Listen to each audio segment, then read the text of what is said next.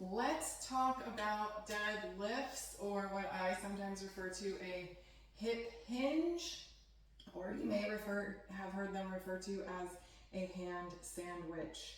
Okay, so these are generally great exercises if you have knee concerns because they don't stress the knees too much. However, they are a little concerning because they do place some stress on your lower back. All right, so that's why it's super important that you want to make sure that you're doing them correctly. So we're going to stand with those feet, potentially for the sake of right now, about walking distance apart, maybe a little further, okay? I want you to place your hands in the crease of your hip. So when you bring your knees up right where the hip crease is, that's where your hands need to be. For a hip hinge, I'm going to turn sideways. Instead of bringing your knee up to sandwich your hand, you're going to fold forward and sandwich the hand. All right, so this is a hip hinge or a deadlift. Notice my knees are slightly bent, so I don't have them locked out. Slight knee bend, it's not huge, it's not a squat, okay? So slight bend in the knee. I want you to just notice that knee for a second. The angle does not change at the knee, so my knee bend doesn't get bigger as I'm hip hinging. It's pretty much staying the same within a few degrees, okay?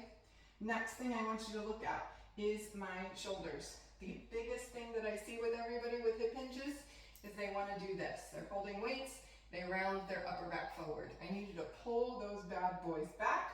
Imagine you're pinching a $100 bill in between your shoulder blades and you do not want to let it go, okay? And then we're coming right back up. So it's a hand sandwich and shoulders back. Okay, the other thing I want you to think about is giving your insides a hug with your core muscles. So think about the way your body looks when it's in a plank, right? Or the way that it should look when you are in a plank. Your core is long, everything is engaged. It's pretty much straight like a board, okay? Same thing in this hip hinge position. So again, we're not rounding through the back or the spine. It's just a nice right angle at the hips. You are folding, making a hand sandwich, okay? So I need you to master that before you add weights. Once you add weights, you've got to be super conscientious of keeping the shoulders back, belly button in, slight bend at the knees, and you're folding from the hips, okay? Shoulders back, think about leading with your chest. All right, so here we are with weights. When we come down with the weights, you only need to come down until those hands are about mid-shin, and then you're gonna come back up. All right, so that is how you would add weights. Now, so that's like level 1, master the move. Level 2, we're adding weights to make it a little harder.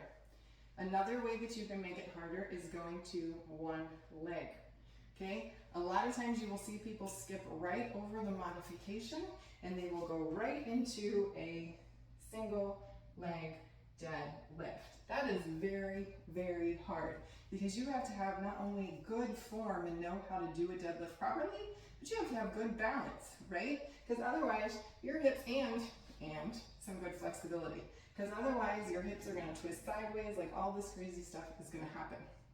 So what I would like to suggest to you is that you go into what we call a kickstand position. So you take your foot just behind the other foot. They're still standing, walking distance apart. Take the other foot just behind. Practice trying to isolate one side, keeping your hips square, and all of those wonderful tips that we've already talked about. Okay, so from the side. Okay, so I'm just practicing being able to do this on one leg well. And then once I feel like I got it and my form is good and nothing is hurting after a couple of workouts, I mean, nothing is hurting in a bad way, right? Then I would potentially add a weight. I will tell you that holding the weight sideways is a little more user-friendly in this position, so consider that, okay? From there, you could then go to taking your toe behind you. You want to try not to take it so far back that it makes your hips twist back. So take the foot back just enough that your hips can continue to stay square to the front, And now you have a little more weight in the front. Your toe is just there to help you balance. Again, you would add weight once you feel like you could do that. And again, like adding weight isn't potentially going to happen the first day. This might be weeks later, okay? Everybody's going to be different. And then finally, what you would do is go into that one leg position. I would strongly encourage you to do it with no weights first. Practice the move, get really good at it. There is some balance involved. And then when you are ready, you could go with weights.